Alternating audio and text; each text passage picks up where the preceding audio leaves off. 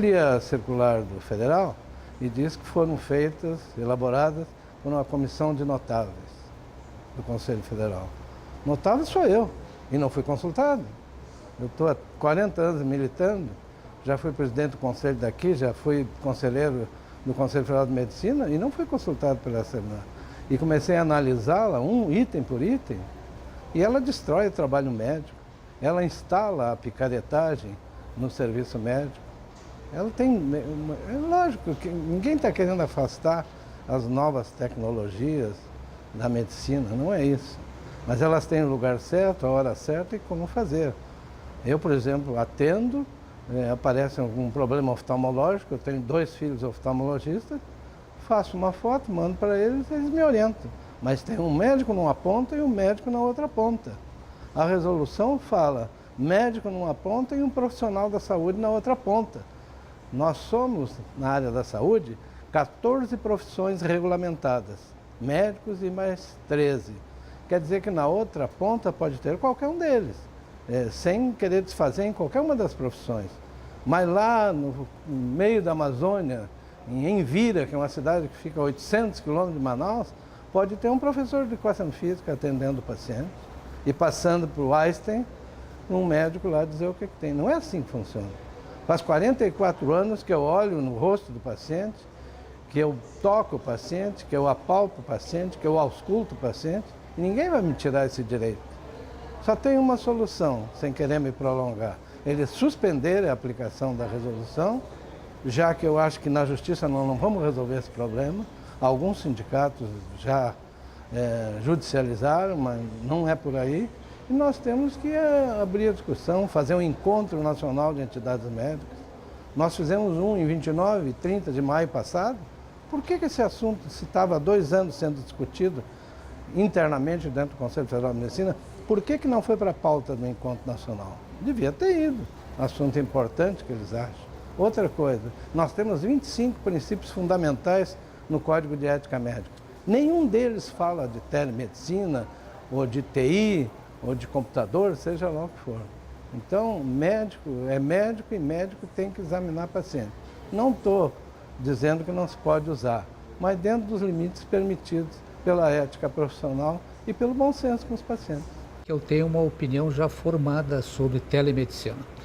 Eu acho que a teleconsultoria, ou seja, o médico que está lá no interior sem nada à disposição e com o paciente ao lado e quer ouvir a opinião de um colega de um centro maior, totalmente favorável. Aqui em Porto Alegre, o Moinhos de Vento está fazendo isso já com a UTI pediátrica, dando apoio a uma UTI lá no Hospital do Nordeste do interior. Isso, a teleconsultoria, de médico para médico, num local menor para um centro maior. Agora, a teleconsulta, eu acho que nada, o que eu falo teleconsulta é o médico, é eu, por exemplo, aqui em Porto Alegre, ouvir as queixas de um paciente a quilômetros de distância, que eu nunca vi na vida, e prescrever uma receita para esse paciente. Não concordo. Eu acho que nada substitui o exame físico, o olho do olho, a conversa do pé do ouvido, a observação direta. Eu acho que a telemedicina, se bem usada, ela vem para contribuir com a humanização da medicina, porque aumenta o contato entre médico e paciente, aumenta a facilidade, o paciente pode resolver coisas sem sair de casa. Então, ou eventualmente, se ele tem dúvida, o médico vai reforçar, não, nesse caso realmente tu precisa ir para a emergência do hospital. Então, eu entendo que, se bem usada, ela vem para reforçar a humanização da medicina.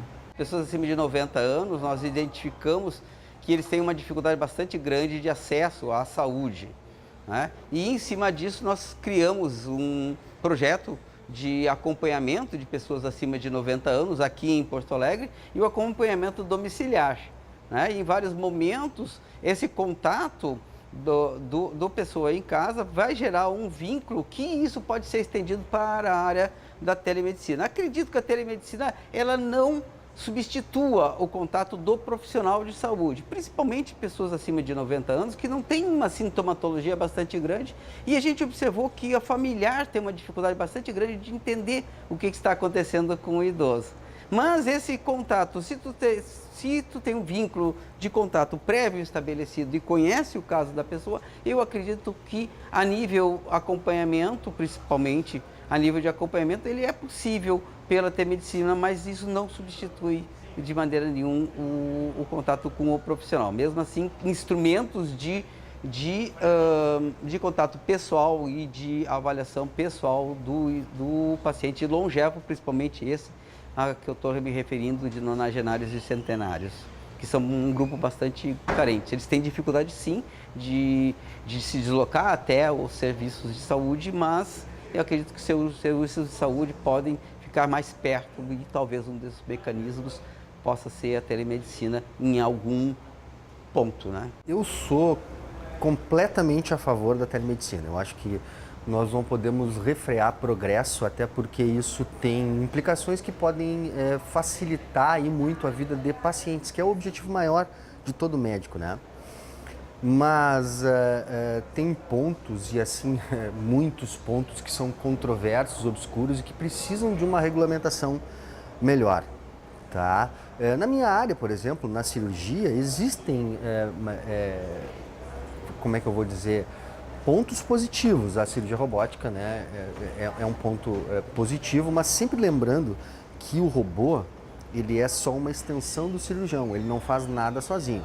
Nós vamos ter um cirurgião numa ponta do procedimento e outro médico cirurgião no centro cirúrgico junto com o paciente. Então, sempre que houver médico numa ponta e médico na outra, eu sou favorável. No momento em que houver um médico conversando só com o paciente, que não se conseguir a totalidade do ato da consulta, que implica numa anamnese, num exame físico, que é impossível de fazer ou muito difícil de fazer numa teleconferência ou numa consulta por telemedicina, que culmina com a prescrição. Nós temos que ter todos os fatores, todos esses quesitos para que a gente possa chamar de consulta. Eu sou contra no momento em que a gente tem numa ponta médico e na outra ponta só o paciente. Um paciente lá no interior do Brasil, com uma dor no peito. Aí liga aqui para Porto Alegre, digamos que seria um centro regulador.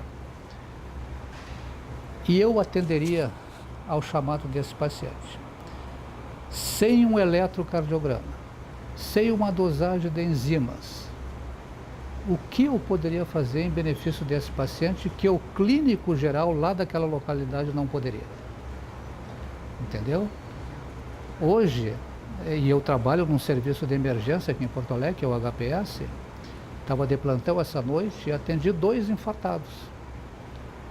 O infarto, às vezes é difícil fazer o diagnóstico porque ele não altera o eletrocardiograma nas primeiras horas. Mas a dosagem de enzimas no sangue já nos avisa, opa, esse paciente está infartando. Então, eu acho que o paciente não teria benefício nenhum, não teria o diagnóstico acelerado, entendeu? E a gente estaria provocando na população uma falsa impressão de que a telemedicina estaria trazendo benefício. Volto a dizer, não sou contra a telemedicina, eu sou contra a teleconsulta. Agora, o resto só vai trazer benefício. Tem a minha área que eu exerço há 54 anos, ortopedia e traumatologia. Algumas coisas na área de ortopedia, elas podem ser feitas uma consulta à distância, isso que se estão tentando conceber que eu não concebo. Um paciente que consulte, que está com uma dor cervical, uma dor lombar, e que à distância, sem tocar, eu vou prescrever alguma coisa orientar. Isso, a meu ver, também não existe, não tem como. Sem considerar os outros aspectos da traumatologia, que é uma especialidade de trauma, como o nome próprio está dizendo, que não tem como você não estar perto do paciente. Então, essa é a minha concepção e é isso que eu teria que dizer. E eu acho que expressei, em curto tempo, mas expressei aquilo que eu entendo como a telemedicina, expliquei antes, e a dificuldade de tentar fazer uma outra concepção equivocada de que se vai fazer consultas à distância, fazer mudar a medicina tradicional. Um artigo do New England que saiu recentemente diz: muito futuramente não vai existir essa divisão medicina e telemedicina. A telemedicina vai fazer parte, vai ter os contatos presenciais, como sempre houve desde a época do Hipócrates, mas vão existir o uso das ferramentas de comunicação e de informática, como já se faz no mundo inteiro, né? Então, os países desenvolvidos todos já aplicam a telemedicina, já tem teleconsulta, telediagnóstico. O Brasil, na verdade, entra um pouco atrasado já nessa discussão. Claro que precisa ser bem regulamentado, precisa ser organizado, mas o futuro é esse. Na verdade, a telemedicina já está sendo feita aqui no Brasil também há muito tempo, né?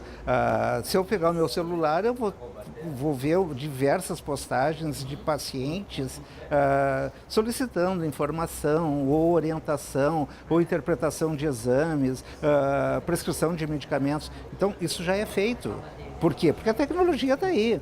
O que tem que ser regulamentado é a forma como vai acontecer, a criptografia de dados de uma ponta a outra, a presença de médico em ambas as pontas. Israel começou isso na década de 50, se não me engano, ou até antes. Então, Estados Unidos, na Inglaterra, isso já é uma realidade. E nós não vamos fugir dessa realidade também. Ninguém, então, eu repito, ninguém é contra a telemedicina. Nós somos contra o privilégio que está se pretendendo dar a algumas corporações médicas, a algumas instituições médicas e políticas, em detrimento do médico pessoa física. Como é que vai ser inserido esse médico na ponta dessa rede? Como é que ele vai prescrever? Ele vai ter condição de comprar esse equipamento, de comprar esse software, de comprar esse sistema de criptografia, que a princípio hoje está custando em torno de R$35 mil. O médico pessoa física vai poder fazer isso? Então, para quem foi feita essa resolução? Para privilegiar quem? A saúde da população ou a corporações que estão aí já prontas? Quando a resolução foi lançada, já tinha tudo azeitado, tudo prontinho, tudo empacotado. Isso nos preocupa. A Riggs é totalmente favorável à telemedicina. Como a gente diz, a telemedicina veio para ficar, porque a gente vai unir a clínica com a tecnologia. E cada vez mais a tecnologia vai ser fundamental. Bom, inclusive a Associação Médica Internacional, ela apoia a telemedicina. Nós já temos aqui exemplos de telemedicina mais ou menos, que atualmente todo médico utiliza o WhatsApp, Facebook para se comunicar com os pacientes, não é? Então, o fato é esse. O que nós vamos discutir hoje na Assembleia Geral é a resolução 2227 do Conselho Federal de Medicina, que ela tentou normatizar a telemedicina. Ela dividiu em vários aspectos, vários tópicos, a teleconsulta, que é a relação entre o médico e o cliente, o paciente. E aí a primeira consulta sempre tem que ser presencial, tem que ser no consultório. A chamada teleinterconsulta, que eu acho importante, é aquele médico que atua em cidades bem pequenas, que não tem quase nenhuma condição de diagnóstico, faz uma consulta para um especialista de centros maiores, não é?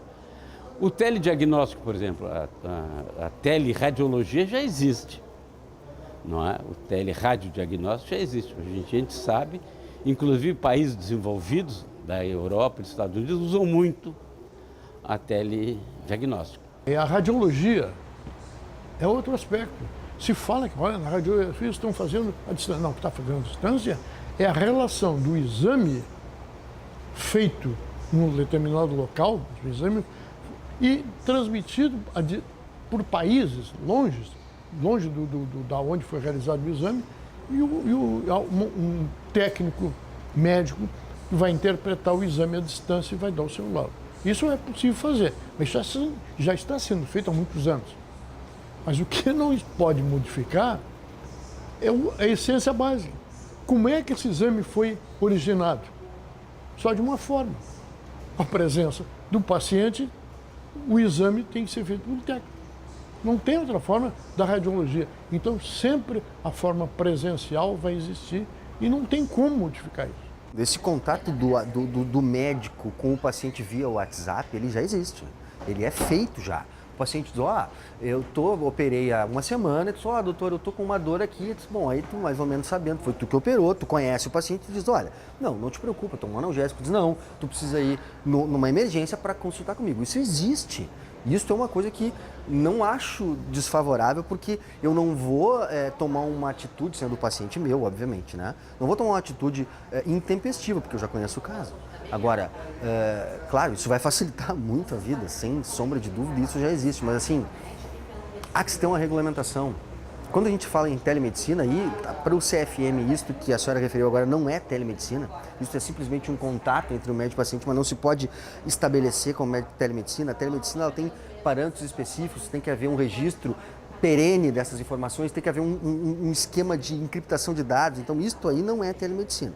Sou favorável a isso, até porque nós já fazemos isso dia a dia e não tem nenhuma implicação legal, né? Eticamente nós não estamos infringindo nenhuma norma, então isso é possível e bem útil. Não tem mais como negar que a tecnologia chegou para ficar. Isso é uma realidade. Agora, o que nos preocupou e nos preocupa foi a forma como foi feito, como foi divulgada e como foi construída essa resolução. Ela foi divulgada via uma grande empresa de comunicação, quando a comunidade médica, a comunidade em geral tomou conhecimento, através de um programa televisivo, os médicos ficaram chocados, porque a resolução, a princípio, estava sendo publicada e teria um fórum uma semana depois em Brasília para o lançamento da resolução. Ora, como assim? Lançamento de uma resolução que já estava sendo lançada no domingo num programa de televisão. Nós fomos a Brasília para discutir junto ao Conselho Federal de Medicina essa questão dessa resolução, sempre deixando claro que nós não somos contra a tecnologia, nós não somos contra a telemedicina. O que nos causou estranheza foi a forma como foi apresentada e como foi construída, sem um debate amplo com a categoria, sem um debate amplo com as entidades que representam a categoria médica, porque para nós é fundamental que seja uma resolução que contemple a segurança, a privacidade e sobretudo, a presença do médico nessa relação. O sindicato não se contrapõe à existência da telemedicina. O sindicato se contrapõe à forma que foi feita e a alguns pontos. E é justamente esses pontos que nós estamos aqui para discutir hoje com o resto dos colegas. A gente pode começar, por exemplo, na questão da teleconsulta, na inviabilidade de que, na falta de necessidade de que eu tenha um médico nas duas pontas. Eu posso colocar o fato de que a gente tenha necessidade, pelo sistema de informática, de que sejam grandes empresas que executem esse processo. A gente pode citar o fato de que uma resolução determinou não só a forma que a medicina vai ser exercida, mas qual o tipo de programa de computador que vai ser utilizado para fazer isso, o que restringe o mercado a um conjunto muito curto de empresas com alto poder de valores. Por que o Conselho fez isso? Eu não sei. Mas eu gostaria que não tivesse nada a ver com isso que eu acabei de falar agora. Então eu acho que é por isso que nós precisamos da categoria, para discutir adequadamente e trazer justamente à tona o que a gente precisa ter em todas as decisões importantes como essa. A opinião de todos, para que seja feito um consenso, para que todos, não digo todos fiquem satisfeitos, mas para que todos pelo menos tenham voz no momento que pode simplesmente estar destruindo a relação médico-paciente e mudando a medicina no Brasil para sempre. Quem é que vai monitorar isso aí? Vai ser o médico, pessoa física ou as grandes operadoras de saúde? A gente já sabe que tem planos de saúde que vão oferecer a telemedicina. A gente já sabe que tem hospitais preparados. Nós recebemos uma denúncia do Ceará, que um hospital grande do Ceará demitiu os plantonistas para usar médicos que fizeram cursos em telemedicina. O fato é que a resolução trouxe benefícios bem sérios, bem grandes para algumas empresas de serviço médico. E isso é uma coisa que o sindicato quer tratar. A gente não vê a telemedicina como uma coisa ruim ou boa por ela mesma. Ela é ruim ou boa dependendo de como ela é usada. usando com ética, usando com parcimônia, sabendo os seus limites, as suas limitações, seria bom.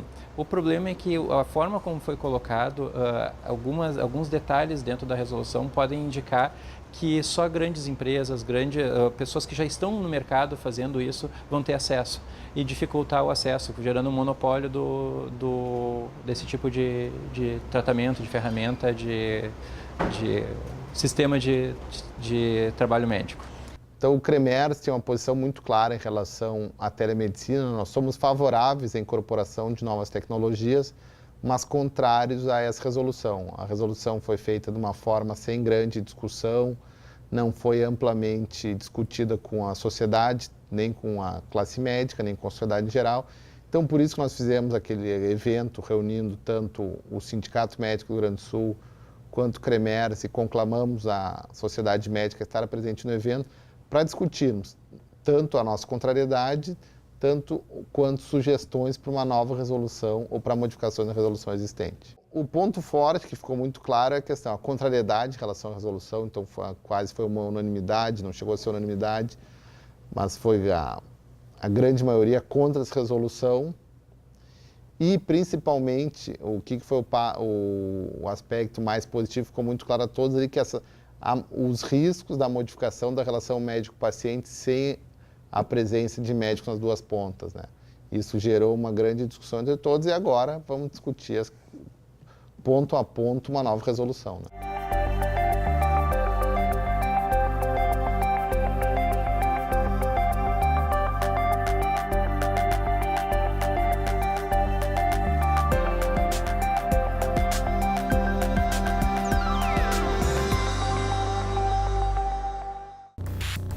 Medical TV. YouTube.com/C/Medical TV. Look for the application and download it in your cell phone. The news of medicine. Facebook.com/Medical TV. Diagnostics. Treatments. Medical TV. Medical TV.